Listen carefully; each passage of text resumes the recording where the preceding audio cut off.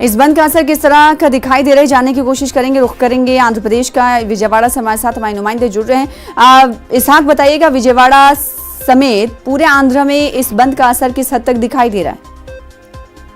ना देखा जाए तो पूरी तरह से जो रूलिंग पार्टी की तरफ से और विपक्ष की तरफ से सभी दलों ने इसमें हिस्सा ले रहे हैं। सिर्फ बीजेपी की तरफ से और जनसेना की तरफ से इसमें शामिल नहीं हो रहे वो लोग। जो बाकी जो हुकूमत की तरफ से, रूलिंग पार्टी की तरफ से पहले ही जो बंद के साइज में दिया गया और नेशन और आरटीसी बसेस जो है ना दोपहर तक नहीं चलेंगे। और वही जो है ना जो दूसरे लोग जो है पूरे 13 डिस्ट्रिक्ट में सभी जगह धरना, प्रोटेस्ट और जो रैलीज निकाले जा रहे हैं।